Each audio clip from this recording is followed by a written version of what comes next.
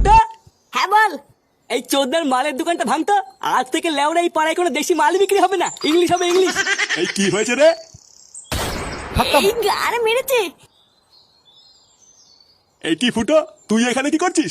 এই মানে বাবা তুমি এখানে কি করছো? এটা আপনার ছেলে? হ্যাঁ হ্যাঁ বাবু, এটা আমার ছেলে। ওটা ছেলে না, একটা পাকা শান্তির ছেলে।